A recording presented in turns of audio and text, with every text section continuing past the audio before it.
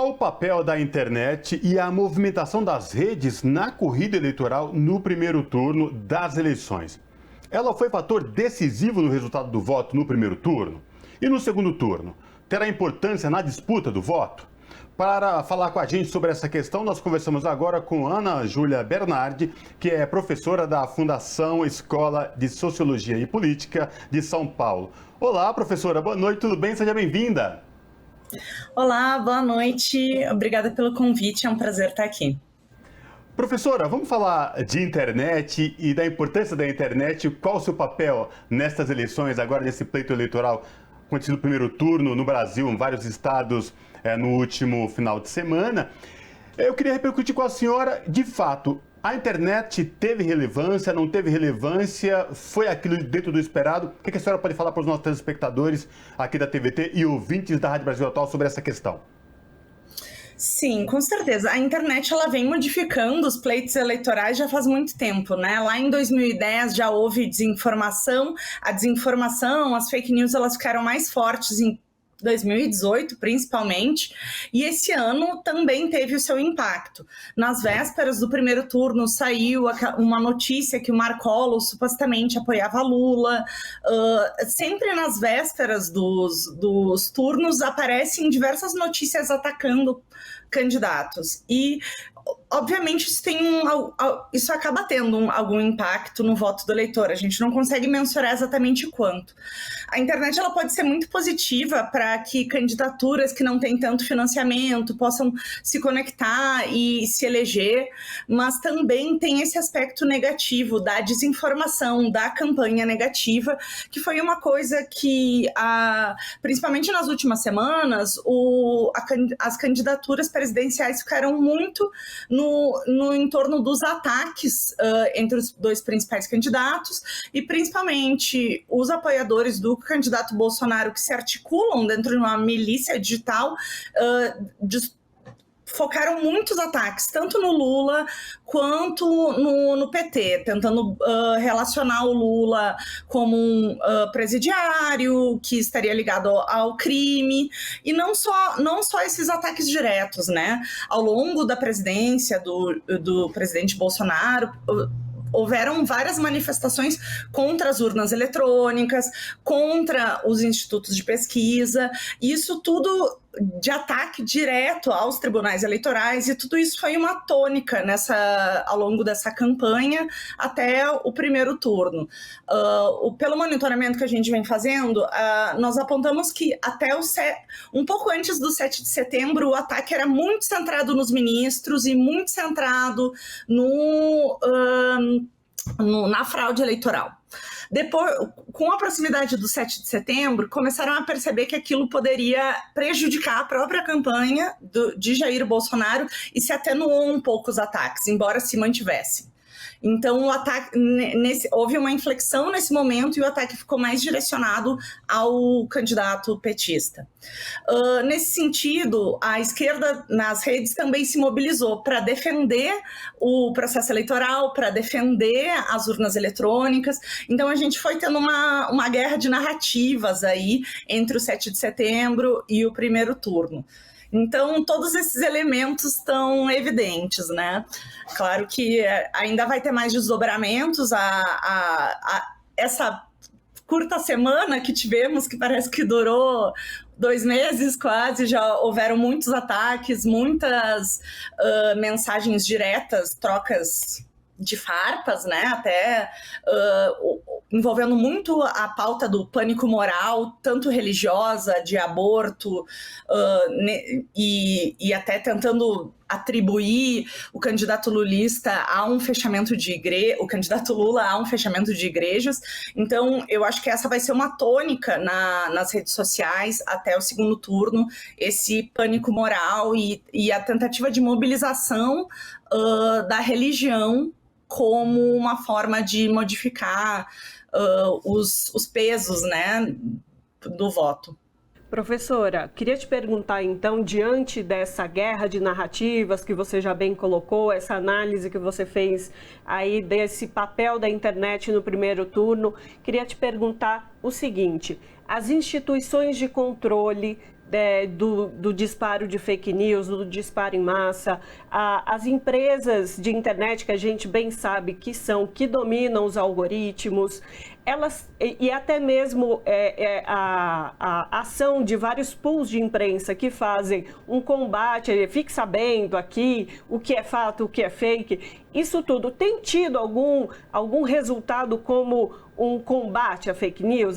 Esse conjunto de ações, instituições, empresas, a imprensa ativa, isso tem tido algum resultado? E também a participação das pessoas em não compartilhar. Eu queria que você pudesse avaliar um pouco esse lado, digamos, do combate a isso. Claro. Não, eu acredito que entre 2018 e 2022 as pessoas estão muito mais carimbadas, muito mais preparadas para lidar com desinformação. Ainda mais porque a gente teve uma pandemia no meio, que foi uma chuva desinformacional. Então as pessoas estão muito mais atentas no que elas acreditam e o que não acreditam. Então teve muita desinformação que circulou, mas que não colou. Então, isso é muito devido ao papel muito ativo da imprensa, papel muito ativo das agências de checagem, da sociedade civil, do comprometimento de uma série de partidos e líderes políticos e da organização do Tribunal Federal, que buscou fazer parcerias com todas essas plataformas. As plataformas... o mundo é perfeito no mundo dentro das plataformas, né? Elas se colocam como um objetivo de conectar as pessoas e, de certa forma, tomaram algumas ações para diminuir a desinformação, mas eu não julgo que elas tenham sido tão efetivas assim. A gente tem vários relatórios de institutos de pesquisa dessa área do digital que mostram que é muito mais aquela coisa para inglês ver, em muitos sentidos. Houve esforços, principalmente pela pressão dos tribunais e da sociedade civil, mas não é o suficiente. Então, eu acredito que as plataformas precisam, principalmente para o segundo turno, que é um período curto e que os ataques vão estar muito direcionados, focar nisso. Da desinformação, das fake news, o que tem encontrado mais espaço para crescer é justamente essa do pânico moral. Essa propaganda de que a esquerda vai fechar a igreja, de que a esquerda vai fazer com que os banheiros sejam unissex e que vai liberar o aborto. Essas questões que pegam em emoções profundas das pessoas, a sua fé, os seus valores mais próximos. Então, esse tipo de informação ele ainda tem muita aderência. E é justamente nesse limbo que estão apostando. Então, eu acho que a gente tem que ter bastante cuidado. Acho que a mídia vai continuar sendo essencial nesse momento para conscientizar as pessoas. Quem puder também tá ali nos grupos da família, falando que é mentira, o que não é. Nós, como cidadãos, temos um papel muito importante, né, também. Mas a gente vê que muita desinformação acabou não saindo nem das redes. Domingo é dia de culto, muitas vezes alguns pastores se posicionaram, algumas empresas até já estão sendo autuadas, que falaram que quem votasse em um ou outro candidato seria demitido, né? Então, a gente vê que existe esse pânico moral mesmo, seja principalmente nos costumes, mas também na pauta econômica, que são coisas que pegam muito o brasileiro. Então a gente tem que estar muito atento como imprensa, como sociedade civil, como cidadãos para esse segundo turno. Professora Ana Júlia Bernardo, a senhora trouxe esse relato que é muito importante. Agora, eu vou fazer duas perguntas, se me permite. A primeira é, e as vacinas contra tudo isso?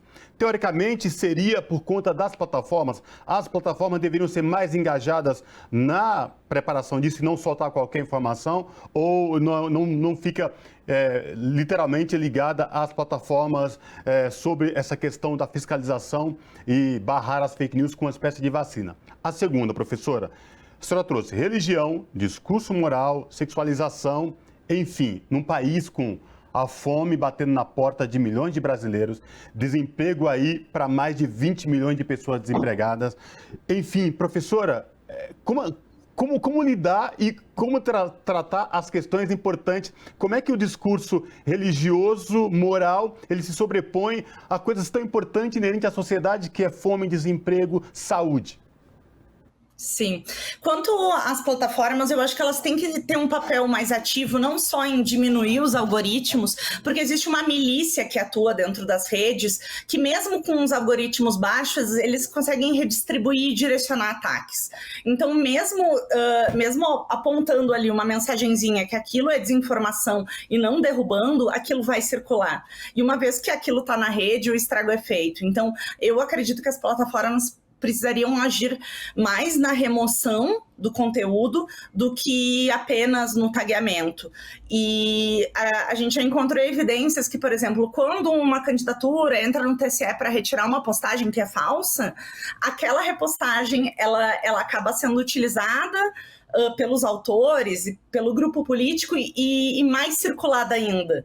Então, não esperar que o TSE dê essa ação e as plataformas serem mais proativas nisso seria muito importante.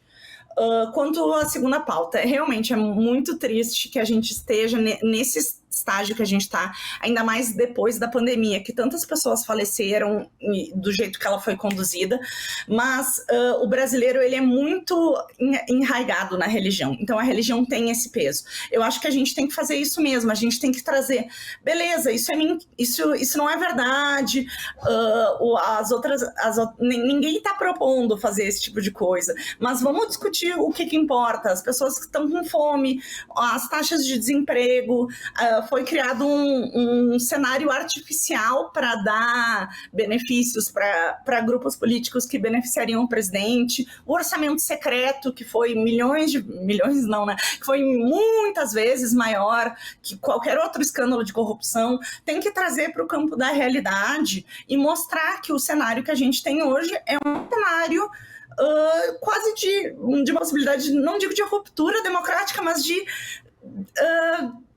desgaste muito forte. Então, que é isso, a gente está num cenário que ninguém está propondo fazer os banheiros unissex, ninguém está propondo fechar igrejas, mas sim a gente está numa disputa de a gente vai continuar aumentando o número de pessoas com fome, a gente vai continuar desgastando a educação, que já foi super desgastada desde da PEC do teto dos gastos, ou a gente vai investir e discutir essas questões de forma séria, ouvir as propostas e ver quem tem uma melhor proposta para avançar essas questões tão significativas, né?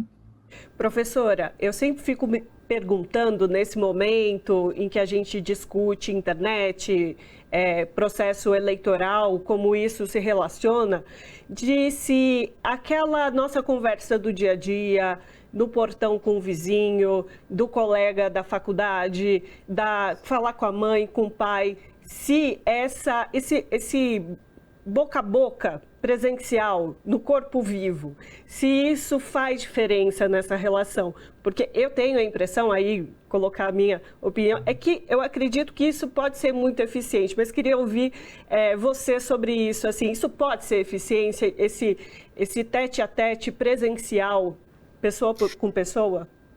Com certeza, a gente até pelas nossas raízes, né, nossa cultura, tem essa questão da religião, mas também tem isso da proximidade, do calor humano. Então eu acho que é muito mais fácil conversar com alguém olho no olho, trocando ideia, conversando, de fato ouvindo a pessoa, do que mandando mensagem. Tem mensagens que eu já nem abro mais no meu celular, e eu sei que outras pessoas também, porque a gente está tanto tempo conectado e vidrado em telas, que às vezes é só mais uma mensagem, mas conversar, ligar para alguém, sair na rua e falar sobre esses assuntos, eu acho que tem um impacto muito maior, até pela atenção que a pessoa está te dando, né? A atenção, uma das fontes de informação que as pessoas mais levam em conta para decidir no que acreditar é a importância relacional de quem transmite. Então, isso é muito importante. Quem puder estar conversando com as pessoas em vez de mandando mensagem, eu acho que o impacto pode ser muito maior. Conversamos com a professora Ana Júlia Bernardi, que é da Fundação Escola Sociologia e Políticas de São Paulo. Professora, muitíssimo obrigada pela sua participação conosco hoje. Eu que agradeço, um prazer, e fico à disposição. Abraço. Abraço. Até a próxima. Tchau, tchau.